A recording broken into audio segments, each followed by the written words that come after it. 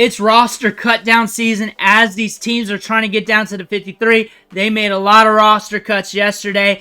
Elijah Mitchell of the 49ers went to injured reserve. A lot of people got questions about Jordan Mason and whether or not they should be rostering him for fantasy football. Today we're going to deep dive the numbers, look at the situation and everything else to see whether or not you do need him for fantasy football and whether or not you want him as a lottery ticket. But before you do need to click that subscribe button. Just take that thumb, move it over to that subscribe button, just tap it real quick because we're doing deep dives every day on multiple players, guys on the waiver wire, guys changing situations. Pretty much whatever I can do a deep dive on, I'm going to do a deep dive on top of helping you set waivers with these videos and set your lineups. Click that button. Stop missing out.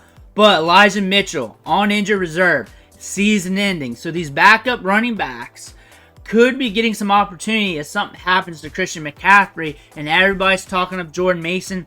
He looks like he's going to be the next in line. Could be the guy getting the workload. If something happens to Christian McCaffrey, 223 pounds, has a little pop to the step. Elijah Mitchell's out of the picture, and you also got Jordan Mason there. But Isaac Guerendo is back. He's got top-tier speed, good size, adjusted athleticism, was looking good in minicamp and OTAs and rookie camp, was injured during training camp, showed off during the back end of that. Pay attention to him. Pay attention to him because he could be that lottery ticket at the back end of this depth chart, but not much run. Again, Jordan Mason, not much run either throughout his career, but that's going to happen when you got Christian McCaffrey at the top of the roster. 464 yards in 2 years. Back to Isaac Guerendo, 4.3 speed at 221 pounds, has a lot of pop in his step. Not the most prolific running back, but he fell to the 4th round for a reason. But that size-adjusted athleticism, you'll see it on tape at Louisville. He's got enough gusto there to really be a good upside play if he ever gets the opportunity. And he could be sharing touches with Jordan Mason, and all it takes is 1 or 2 runs. And next thing you know, he starts getting more workload. You need to pay attention to him as well. But Christian McCaffrey looks like he's going to be good to go for the start of the season. No one's really worried about it. You're not hearing much about that from the big media. But I know some people are. Just want to share that for you. But he's going to get a ton of workload. That is what Christian McCaffrey does. So you're not really looking at these running backs to siphon a little bit of workload here and there and hopefully get you some results. You're really just watching Christian McCaffrey to see if he goes down with an injury and you're getting the next man up. And a lot of people are speculating that's Jordan Mason, which is highly likely considering he's got a history with the team and he has been involved and healthy throughout training camp.